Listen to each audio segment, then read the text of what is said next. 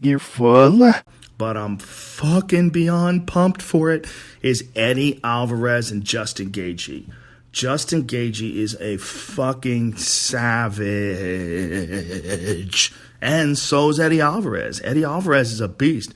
And I think a lot of people are looking past Alvarez.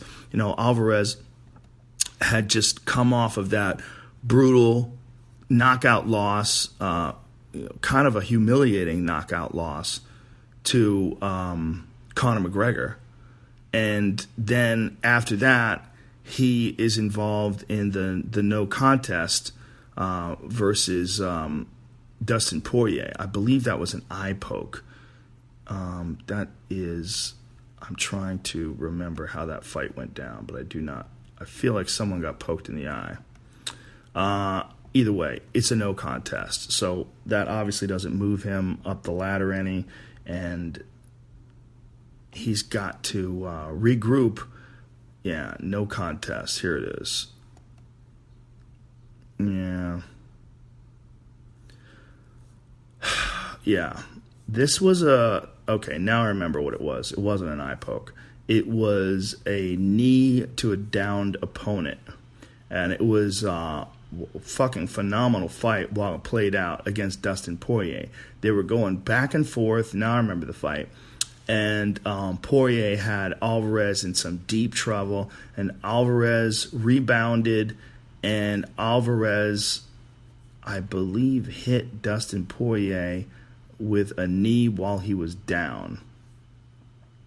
Yeah. That's exactly what happened. And interesting. Yeah, see, this is what happened. Poirier, Alvarez, Herb Dean was defending it, saying that Alvarez didn't intentionally knee Poirier. And if I remember the fight, it was a crazy war. Alvarez had been rocked. Poirier had been rocked. Poirier was bloodied. And Alvarez hit him with an unintentional knee that could have resulted in a disqualification win for Poirier. And Poirier was saying that he looked at it as a win, which is interesting. So anyway, Poirier rebounded from that fight, obviously, and stopped Anthony Pettis in his last fight. So that the division is just crazy and unbelievably hot right now.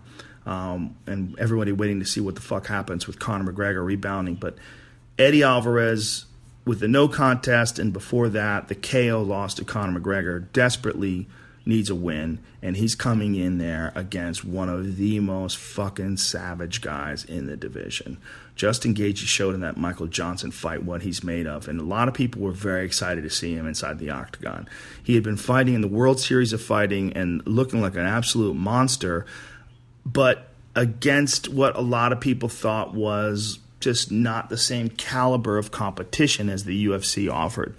And so they wanted to see what would happen if he fought a real world-class fighter. And what we saw in the Michael Johnson fight is a Justin Gaethje who fights, I don't want to say reckless, but he puts himself in danger. And it's one of the things that makes him so exciting. He forces his will on people. He's a ferocious striker and an excellent wrestler as well, and just fucking puts it on fighters. He tests their will. He puts tremendous pressure on fighters. And the fight with Michael Johnson was just a pleasure to watch. Just so much fun and so fucking crazy. There was so much chaos in that fight. And a lot of people were introduced to Justin Gaethje from that fight. The hardcore fans had known him already from the World Series of Fighting and had heard about him through the internet. But the UFC fans and the people that were watching that night, they really got a chance to be treated to just the kind of chaotic fight that is really going to bring like the casual fan, when they see a guy like Justin Gaethje fight, it's really going to make you a fan of this kid. Just his style. It's just, there's very few guys. Other than Matt Brown, who I talked about before, but even Matt Brown is capable of winning so many different ways, whereas Gaethje, he's gonna probably try to knock you out or get. I mean, he's even said himself that he might get knocked out. You're probably gonna see me get knocked out, he said, over the next few years. He's got that mindset, this kill or be killed mindset, and it's just absolutely fascinating to see this kid compete inside the octagon because he's so fucking crazy, because he's such a fucking animal inside the octagon. He just got this undeniable killer instinct and indomitable spirit. And just, there's levels to this game. There's levels physically, and he's at a very high level physically, but there's also levels mentally.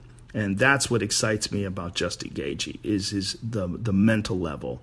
He just has zero quit in him, and he's 100% ferocious. So him fighting a fucking animal like Eddie Alvarez, that's just a recipe for a good time.